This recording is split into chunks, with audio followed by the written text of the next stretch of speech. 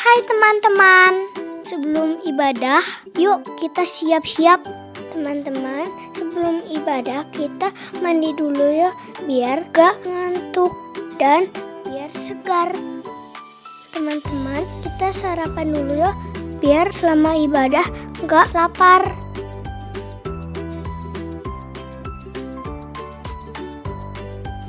Teman-teman, pakai baju yang rapi dan yang nyaman ya.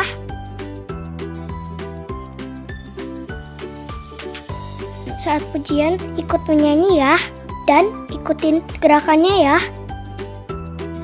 Sekarang kita duduk yang manis ya, karena mau mendengarkan firman Tuhan. Enjoy ya, dan mengikuti ibadah online. God bless you. Halo adik-adik, wah Kak Lala seneng banget hari ini bisa ketemu adik-adik lagi. Hari ini bersama Kak Lala dan Kak Ceris dan Kak Brian, kita mau menyanyi, kita mau menari, kita mau memuji Tuhan sama-sama. Tapi sebelumnya kita mau doa dulu ya. Adik-adik, mari kita berdoa. Ikutin kakak ya. Tuhan Yesus, terima kasih buat hari ini. Tuhan, sekarang kita mau memulai kebaktian hari ini.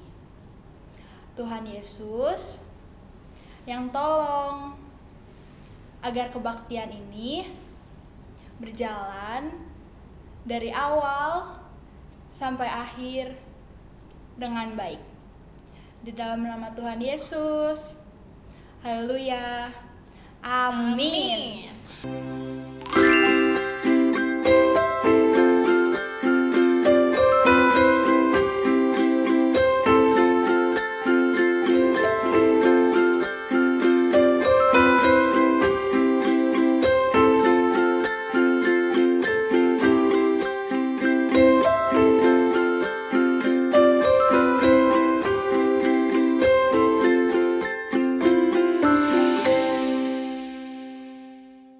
Adik-adik percayalah bahwa kasih Tuhan dalam kita itu selalu bertambah dalam, bertambah lebar, dan bertambah tingginya. Yuk kita mau nyanyiin lagu bertambah-tambahnya, ikutin gerakan kakak ya. Bertambah-tambah dalamnya, bertambah-tambah lebarnya, bertambah-tambah tingginya, kasih Yesus dalamku. Dalamnya melebihi laut, lebarnya melebihi bumi, tingginya, oh tinggi sekali kasih Yesus dalamku. Tunggu Kak Ceris, lihat deh adik-adik di rumah ada yang masih duduk. Iya, bener banget. Adik-adik, kita berdiri yuk. Yuk kita nyanyiin lagu ini dari awal, ikutin gerakan kakak ya.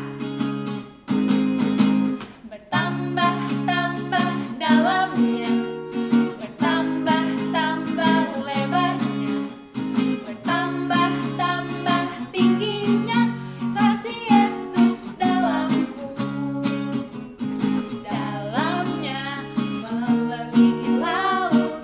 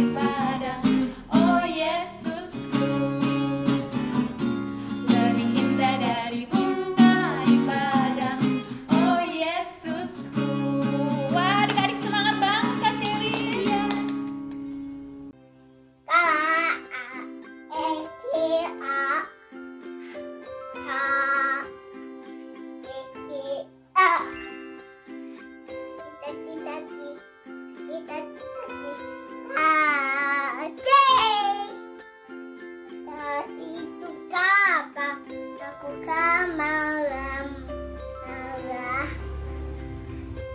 Yang pada rumah kecil. Yuk adik-adik, sekarang saatnya kita mau siapin hati kita mau dengerin firman Tuhan. Tapi sebelumnya kita mau nyanyiin satu lagu dulu, seperti Rusa Rindu Sungaimu. Yuk adik-adik, kita mau siapin hati kita kasih sikap yang terbaik.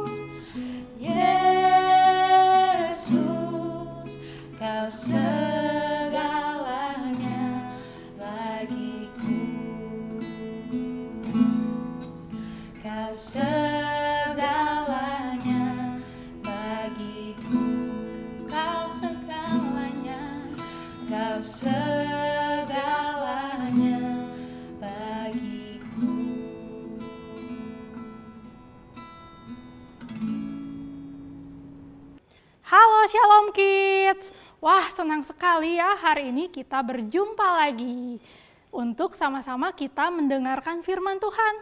Semoga adik-adik di rumah dalam keadaan yang sehat, kuat dan penuh semangat untuk mendengarkan firman Tuhan.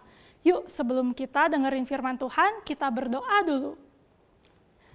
Tuhan Yesus, kami mengucap syukur untuk hari ini. Terima kasih Tuhan Yesus untuk pimpinan, untuk penyertaan yang Engkau berikan dalam hidup kami. Terima kasih Tuhan Yesus untuk kesehatan, kekuatan yang Engkau berikan. Kami boleh diberikan kesempatan untuk mendengarkan kembali firman Tuhan. siapkan hati kami, siapkan pikiran kami, siapkan segala posisi kami Tuhan, untuk kami boleh fokus, untuk kami boleh konsentrasi penuh dalam mendengarkan firman Tuhan. Roh Kudus-Mu yang tolong setiap kami Tuhan, agar kami boleh mengerti setiap firman Tuhan yang disampaikan. Beri kami hati yang mau diajar, hati yang mau dibentuk seturut dengan kehendak Engkau. Tuhan juga berkati buat guru sekolah minggu yang akan menyampaikan firman-Mu. Di dalam nama Tuhan Yesus kami berdoa dan mengucap syukur. Haleluya, amin. Nah adik-adik, di sini adik-adik pasti punya keluarga kan? Ya, ada papa, ada mama, ada yang punya dede, ada yang punya cici atau koko, punya kakak. Ada juga yang punya oma, opa ya. Nah, banyak anggota keluarganya. Di sini adik-adik pernah nggak melakukan kesalahan yang menyakiti salah satu dari anggota keluarga adik-adik? Misalkan adik-adik pernah melawan papa mama, menyakiti hati papa mama. Atau adik-adik pernah berbohong sama dede atau sama kakak. Nah, adik-adik pernah melakukan kesalahan, menyakiti hati sesama ya. Atau menyakiti hati Tuhan. Apa yang harus kita lakukan ketika kita sudah melakukan kesalahan? Nah, mending sekarang kita mau dengerin sebuah cerita ya yang dituliskan di dalam Alkitab. Yuk, kita sama-sama dengerin cerita yang ada di Alkitab ini. Ya, cerita ini tentang anak bungsu yang hilang. Dituliskan di dalam Alkitab di Lukas 15 ayat 11 sampai 32. Jadi anak-anak kelas besar yang sudah bisa baca Alkitab, buka Alkitabnya, bisa baca secara lengkap ya cerita tentang perumpamaan anak yang hilang, tentang anak bungsu yang hilang. Ya. Nah, tapi sekarang juga Cici mau ceritain tentang anak bungsu yang hilang ini. Nah, jadi ada seseorang ya, ada seseorang ayah atau bapak. Dia memiliki 2 anak laki-laki. Memiliki 2 anak laki-laki. Ada yang tahu nggak artinya anak sulung dan artinya anak bungsu? Ya, anak sulung itu adalah anak yang paling tua, anak nomor 1. Sedangkan anak bungsu adalah anak yang paling muda, ya, anak terakhir. Jadi kalau misalkan adik-adik nih 3 bersaudara, nah yang nomor 1 yang paling tua itu disebutnya anak sulung. Sedangkan yang nomor 3 disebutnya anak bungsu. Karena bapak ini hanya memiliki 2 anak, berarti anak nomor 1 disebutnya sebagai anak sulung, dan anak nomor 2 disebutnya sebagai anak bungsu. Ya, bapak dan kedua anak laki-lakinya ini hidup bersama, ya, berada dalam sebuah rumah. Hingga suatu hari, anak bungsunya, dia menghampiri bapaknya. Mau ngobrol, mau menyampaikan sesuatu. Wah, mau menyampaikan apa ya anak bungsu kepada bapaknya? Nah, anak bungsu ini ternyata mau minta harta bapaknya yang menjadi haknya, yang menjadi bagiannya. Jadi adik-adik, sebenarnya bapak ini dia sudah membagi hartanya. Ini bagian buat anak sulungku. Ini bagian untuk anak bungsuku. Dan biasanya dalam kebudayaan dahulu, orang tua ya ini akan membagikan bagian dari hartanya untuk anak-anaknya setelah meninggal. Ya, jadi harta orang tua ini akan dibagikan kepada anak-anaknya setelah meninggal. Tapi sekarang bapaknya ini kan masih hidup ya. Masih hidup. Tapi anak bungsu ini sudah meminta, berikan apa yang menjadi bagianku, apa yang menjadi milikku. Padahal bapaknya masih hidup. Mungkin bapaknya sedih ya. Aku kan belum meninggal, tapi kok anak bungsuku sudah meminta bagian hartanya. Tetapi bapaknya memberikan harta yang menjadi bagian anak bungsu ini. Wah, anak bungsu ini senang ya menerima harta bagiannya. Dia pergi menjual apa yang bisa dijualnya. Wah, dia memiliki banyak uang. Senang sekali, uangnya berlimpah-limpah. Memiliki banyak uang. Wah, aku bisa melakukan banyak hal dengan uang-uang ini. Sampai akhirnya anak bungsu ini pergi, adik-adik. Pergi meninggalkan rumah bapaknya. Pergi ke negeri yang jauh, ke tempat yang jauh dari rumah bapaknya. Wah, di tempat yang jauh aku bisa melakukan banyak hal dengan uang-uang ini. Pergi ke tempat yang jauh.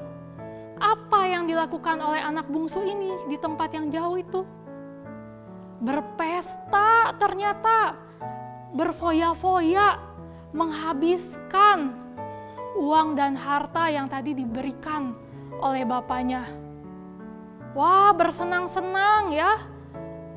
Tidak bijaksana dalam menggunakan uang dan harta yang ada padanya. Kalau tidak bijaksana, menggunakannya cepat habis ya, uang dan hartanya. Dia bersenang-senang saja dan berfoya-foya, boros anak-anak. Sampai akhirnya karena boros, karena dia menghabis-habiskan uangnya, wah, habis juga uang dan hartanya. Habis, tidak ada lagi uang. Bahkan untuk makan pun sudah tidak ada lagi uang untuk membeli makanan. Dan saat itu di negeri yang jauh itu juga terjadi bencana kelaparan. Aduh, aku lapar. Ya, adik-adik, kalau kita ya mau tetap sehat, mau tetap kuat, manusia hidup itu memerlukan makanan kan? Nah, anak bungsu ini sudah tidak memiliki uang. Udah nggak ada uang untuk membeli makanan, lapar banget. Sampai akhirnya anak bungsu ini mau cari pekerjaan. Kalau aku bekerja, aku akan mendapatkan uang untuk makan. Akhirnya anak bungsu ini mencari pekerjaan. Dan mendapat pekerjaan, yaitu menjaga kandang babi. Ya. Nah, anak bungsu ini bekerja menjaga babi-babi, ya. Wah, dilihat babi-babi ini bisa makan. Sedangkan aku masih kelaparan, aku nggak bisa makan. Ya, biasanya kalau baru memulai bekerja belum bisa langsung dapat uang kan. Waduh, babi-babi ini enak ya bisa makan. Dia memperhatikan kawanan babi yang makan dan wah, apa aku makan aja sisa makanan babi ini? Anak bungsu ini sampai berpikir mau makan sisa makanan babi. Saking laparnya dan gak bisa beli makanan. Tapi ketika menjaga babi-babi ini, anak bungsu ini teringat kepada bapaknya. Teringat bagaimana di rumah bapaknya melimpah makanan. Banyak pelayan di rumah bapaknya. Wah, kalau di rumah bapakku, aku pasti nggak akan kelaparan. Banyak makanan yang enak-enak, yang lezat-lezat. Sedangkan di sini, aku kelaparan. Wah, berpikir, aku harus kembali ke rumah bapakku. Aku sudah bersalah kepada surga dan kepada Bapakku. Aku akan kembali ke rumah Bapakku, aku akan minta ampun kepada Bapakku, tapi aku nggak layak jadi anaknya karena aku sudah melakukan kesalahan. Biar aku menjadi salah satu hamba di rumah Bapakku. Akhirnya anak bungsu ini pun pergi, kembali ke rumah bapaknya. Bapaknya dari kejauhan, wah, sudah kelihatan itu mah anakku, anak bungsuku. Wah, bapaknya bersuka cita, senang melihat anak bungsunya menuju ke rumahnya. Wah, bapaknya menghampiri anak bungsunya. Ketika mereka sudah berdekatan, bertemu, wah, bapaknya merangkulnya, memeluknya, menciumnya. Sangat senang sekali bisa melihat anak bungsunya kembali ke rumah. Ya, walaupun mungkin anak bungsunya saat itu bajunya udah kotor, bau, tapi saking bapaknya sangat mengasihi, mencintai anak bungsunya ini, dirangkulnya, dipeluknya, diciumnya. Anak bungsu ini bilang kepada bapaknya, aku sudah bersalah kepada surga dan kepada Bapak, aku minta ampun. Aku sudah melakukan kesalahan. Biar aku menjadi salah satu dari hamba yang ada di rumah Bapak. Tapi bapaknya saking mengasihinya, bapaknya tetap mencintai anaknya.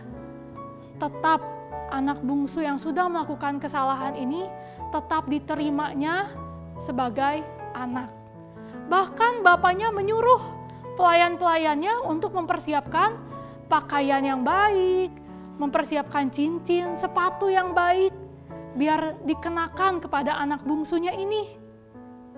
Bahkan bapaknya mengadakan pesta, saking bersukacitanya karena anak bungsunya yang hilang kini didapatkan kembali, sudah kembali. Dipotongnya lembu yang gemuk, dimasaknya, mereka bersukacita, berpesta, menyambut anak bungsu yang kembali ke rumah bapaknya. Nah, adik-adik, ya, kita sudah mendengarkan cerita Alkitab tentang anak yang hilang ini. Wah, kalau kita lihat bagaimana bapaknya sangat mengasihi, sangat menyayangi anak bungsu ini, walaupun anak bungsu ini sudah melakukan kesalahan. Adik-adik, mungkin di antara kita juga pernah melakukan kesalahan, ya, pernah menyakiti hati saudara kita, hati orang tua kita, hati sesama kita, bahkan menyakiti hati Tuhan. Apa yang harus kita lakukan adik-adik kalau kita sudah melakukan kesalahan? Nah, ya, yang harus kita lakukan itu Cici Eli singkat menjadi 3M, ya. Nah, di saat ini kan masih mewabah ya virus corona ya. Pemerintah suka menganjurkan, memberikan aturan kepada masyarakat untuk melaksanakan protokol kesehatan kan, 3M, bahkan ada yang 5M. Apa aja tuh kalau protokol kesehatan 3M itu? Memakai masker, mencuci tangan, menjaga jarak, bahkan ada yang 5M. Menjauhi kerumunan dan membatasi interaksi. Nah, hari ini selain prokes kesehatan yang harus kita lakukan, kita juga mau melakukan 3M. Kalau kita sudah melakukan kesalahan, apa? M yang pertama? M yang pertama adalah menyadari kesalahan. Ketika kita sudah melakukan kesalahan, kita sadar, wah ini sikapku itu udah salah, sudah menyakiti hati sesamaku. Wah ini nggak benar apa yang sudah aku lakukan. Kita sadar bahwa kita salah. Seperti anak bungsu tadi ya, anak bungsu juga menyadari bahwa dia sudah salah. Dia sudah pergi dari rumah bapaknya. Nah, Selanjutnya nih, yang pertama ya tadi menyadari kesalahan. Kedua, yang kedua yang harus kita lakukan setelah menyadari kesalahan adalah meminta maaf, meminta ampun. Ya. Sekarang kita hampiri kepada siapa sudah kita berbuat salah, kepada siapa kita sudah menyakiti hati sesama kita minta maaf, kita minta ampun.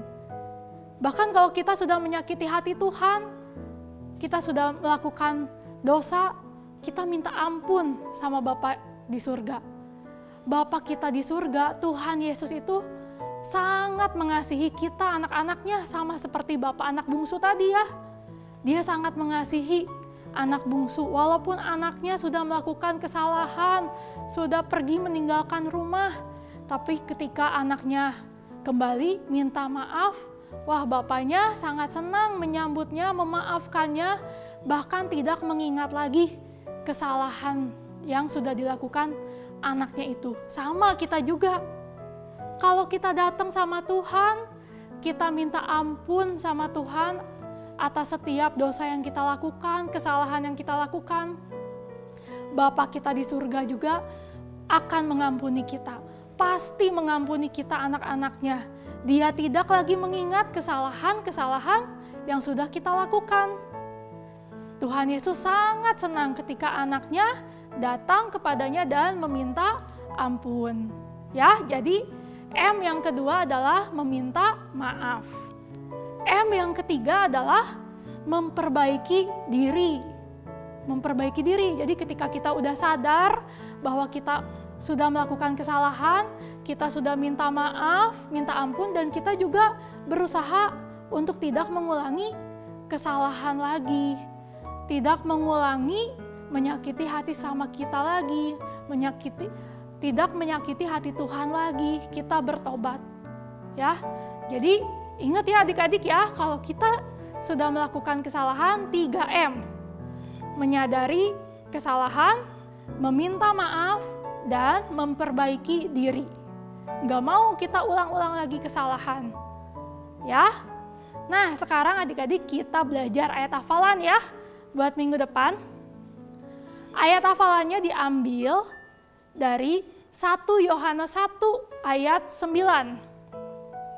Sekali lagi ya, ayat hafalannya diambil dari 1 Yohanes 1 ayat 9. Jika kita mengaku dosa kita, maka Ia adalah setia dan adil. Maka Ia akan mengampuni segala dosa kita dan menyucikan kita dari segala kejahatan. Sekali lagi ya, 1 Yohanes 1 ayat 9. Jika kita mengaku dosa kita, maka Ia adalah setia dan adil.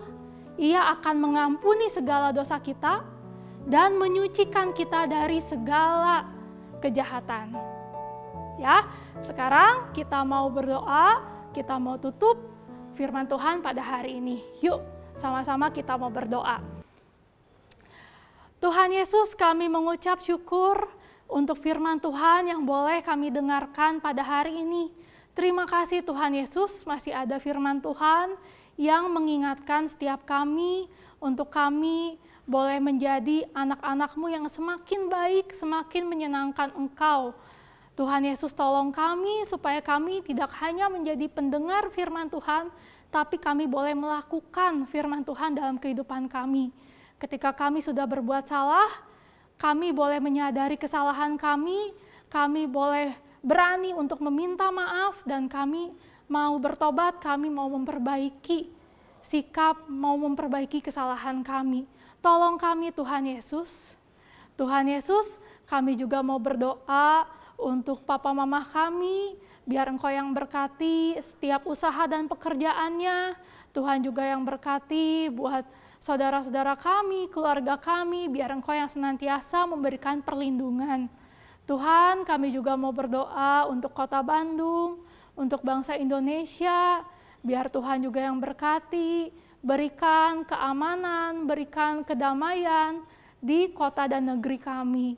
Terima kasih Tuhan Yesus, Tuhan yang berkati setiap kami yang sudah mendengarkan firman Tuhan.